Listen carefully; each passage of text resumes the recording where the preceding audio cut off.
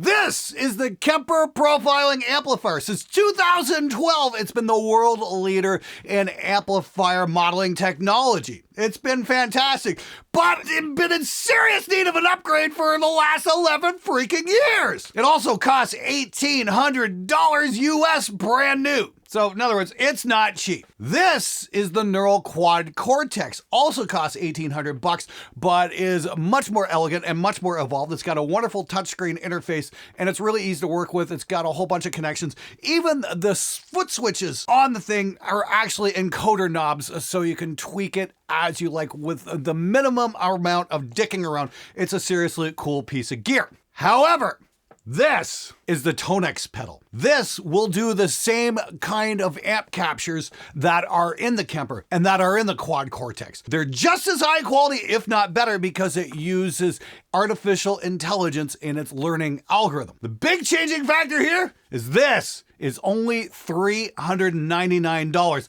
with the full software suite. Is it time to throw your Kemper? Yes. Yes, it is.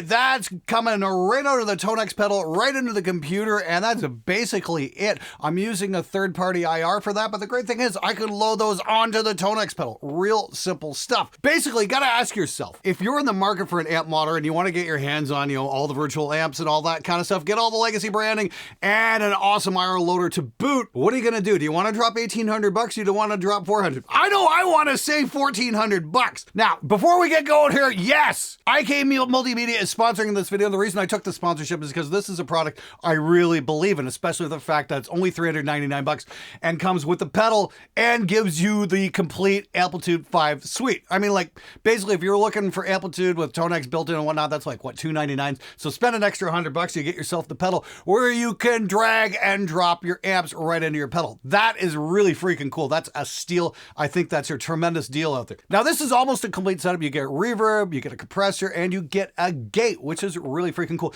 The only thing it really seems to be missing is delay and chorus. Oh, well, my Kemper has delay and chorus. Yes! And it costs another $1,400 on top of this! I don't think we need to spend an additional $1,400 for delay and chorus. I could be completely wrong here. I could be completely off my fucking rocker, but I'm gonna take a wild guess. We can probably do it for a whole lot cheaper. That's for sure. Now, another big gripe I've seen about the pedal in some of the online comments is, oh, well, it doesn't have as many foot switches as I like. You can't get into some of the other parameters. You can't switch things and whatnot. AirStep. This will do the trick. I mean, you can hook this up wirelessly. Hell, you can hook this up wirelessly to your computer to use it to control amplitude. Not just your Tonex pedal. You can actually use this and use custom commands on this to hook it up wirelessly via Bluetooth, and you can swap all your stuff out if you're just jamming in your home studio or whatnot. But hook up a MIDI cable and you're in business. Look at this. We can do all kinds of switches here. Set this up to, whatever your bass frequency is, all that kind of stuff, your compressor gain, you name it. And this is the cool thing, the AirStep, you can completely customize it to do whatever insane function you want. So you can have it normal mode, you can have it toggle mode, it does press, release, long press, all this kind of stuff. All the MIDI commands you could ever want. All you got to do is sit down with the Tonex manual and you can literally come up with a custom preset page for this thing so you can get to any function you want and have it remember that. That's really freaking cool. Oh yeah, and this works via USB power and you can just charge up the battery in here. Look at this. I don't even have it hooked up to anything and it's on. That is super fucking cool. I've been using the AirStep for the last couple of years. Great piece of kit, that's for sure. All right, now I've been a gigantic fan of Tonex ever since I got my first software copy of it a few weeks back. It just blew my mind on just how good the captures are. I made a bunch and tried it out and I was just like, damn, this is really incredible. And some people are like, oh, well, this is never gonna sound as good as the Axe effects or the Kemper. Okay, great. So what I did over the last couple of days is I made some captures and whatnot.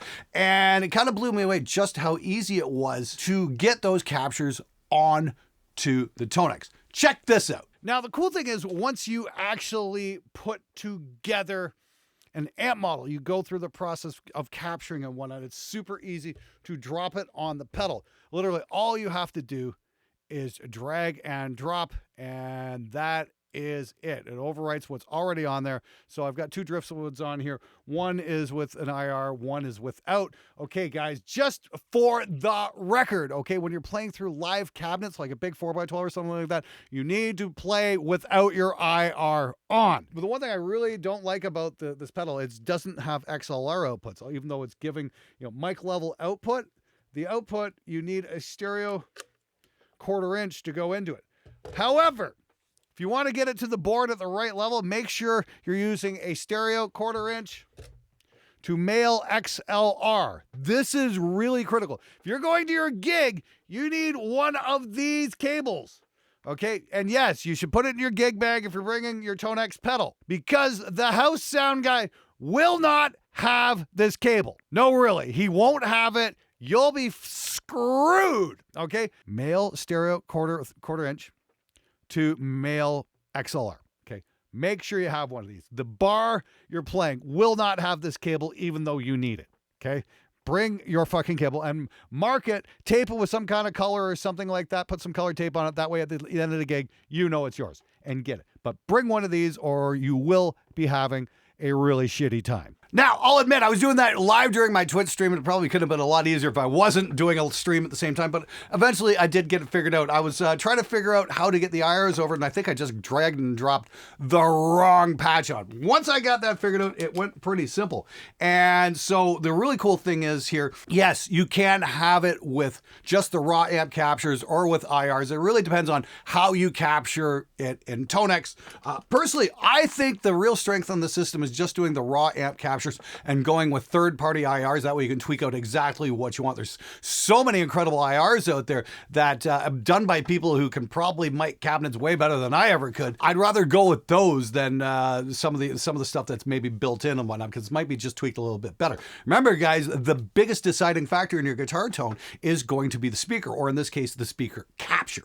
So it's very, very important you learn how to work with third-party IRs. And once again, if you're going into a 4x12, turn the virtual cabinet off. One more time, turn the virtual cabinet off. If you're going into a Bars PA system, leave the cabinet on. If you're going into your studio models, leave the cabinet on. But if you're going into a real cab, turn the cabinet off. That applies equally to Tonex, to Axe Effects, to Kemper, you name it, any kind of modeling software. Guys, please, seriously, going into an awesome 4x12, turn the cabinet off. Now, the real reason you guys clicked on this video was because of the thumbnail, and the big question needs to be asked. Should I be getting rid of my Kemper? I would say yes, probably. I mean, unless you like the idea of having a $1,400 delay and chorus pedal, yeah, maybe we should be thinking about upgrading to something a little bit smaller and a little bit simpler. But that's just my opinion. Tell you what, let's do my absolute favorite thing on this show and pull up a blind shootout. So what we're going to do is we're going to use the same capture of this. This is one of my favorite amps. This is the Driftwood Darkest Nightmare. It is the boutiquiest of boutique high gain amps. It comes from Germany. It's built with pride. It's super high quality. It sounds awesome. It's got a built-in gate and a built-in tube screen and a whole bunch of stuff. And as a total favorite in the studio here, it's just gorgeous. It's beautiful. There's nothing wrong with this, okay? It's the finest of 40s technology. It really is. But it's a little heavy. It takes up a lot of space. And that's one thing I don't have a lot of in here is space. So what I did was I did a direct capture of the amp into all three systems, into the Kemper, the Quad Cortex, and the Tonex. And what I want to do is I want to play this back for you guys. And I want you to tell me if you can really hear a difference and what you think sounds best if you can hear a difference. Hit it!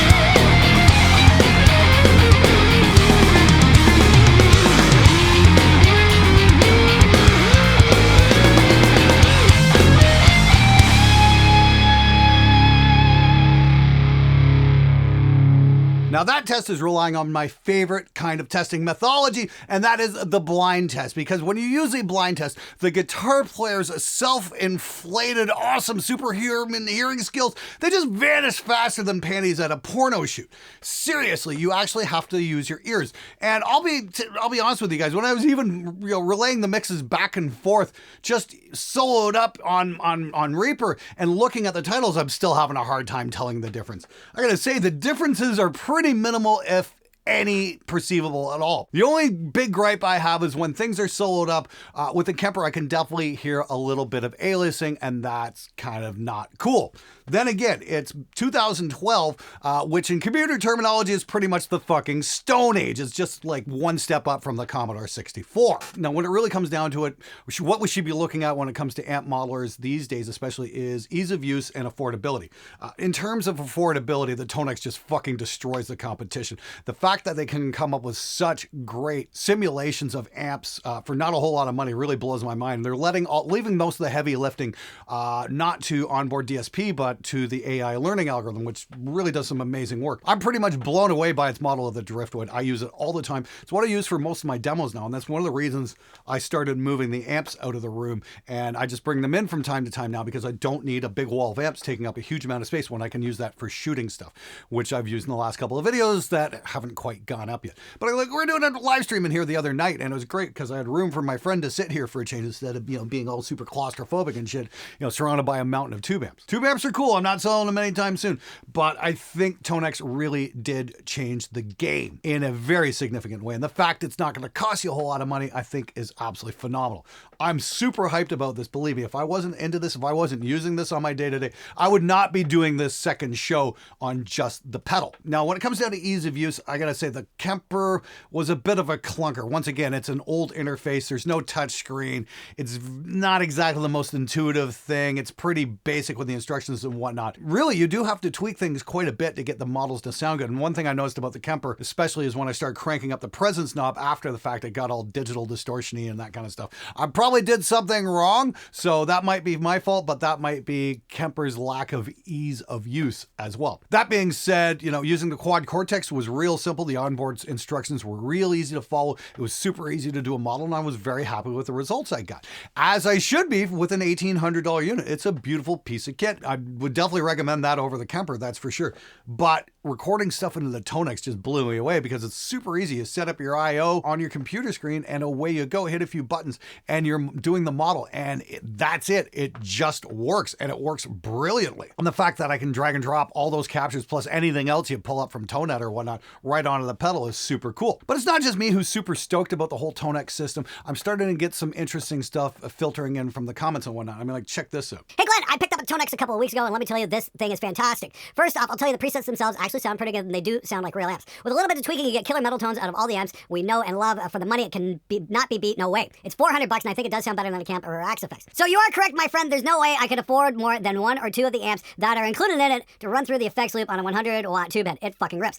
Add a delay pedal and a chorus. That's all you need for great metal tones. Great channel. Keep up the good work. Well, thanks, Ricky. I really do appreciate that. I mean, here's the thing. I'm always going to try and find the best product for the money that I can for you guys. That's kind of the running theme on this thing. Sure, I like looking at expensive stuff.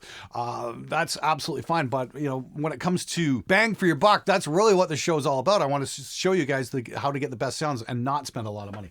I mean, that's why we're using the Tonex on this, and I'm using the Harley Benton double cut. This thing just rips, and this was like $269 US or something like that.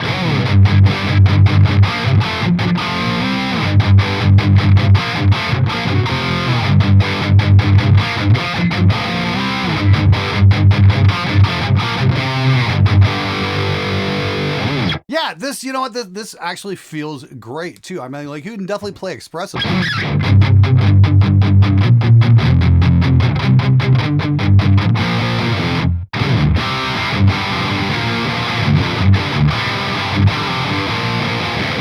Yeah, yeah, you get the idea. I also love the fact that this thing has a gate in here as well. That is super cool. Now, when it comes to the actual downsides of the unit, my big gripe, yes, is that there is no chorus and delay. But once again, there's some very inexpensive options out there for that. And, they probably could have put a couple more buttons on it, but I understand they want to keep costs down. That's fine too. Highly recommend the AirStep. You can not only control the Tonex pedal, you can use it to control amplitude as well. And yeah, you can use it Bluetooth, which is super cool too. The other big gripe I've got with this is the fact it doesn't have XLR outputs.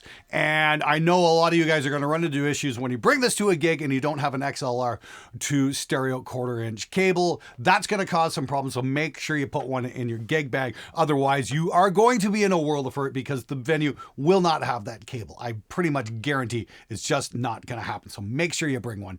Can't stress that enough. Now, another thing I wanted to point out was I was just going in straight amp model, no IR on that or whatnot. So if I turn off my IR loader and go here.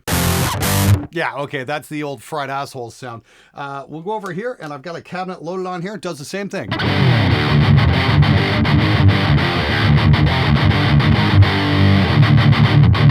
And, it even says cab here, so I know what's what. That's really cool. Same amp model. Got a slightly different feel on that. I used a slightly different cabinet model for that. It'll just tweak things a little bit different, a little bit darker. But it's cool. And if I want to go back to the original settings here, I can always add in a little bit more treble.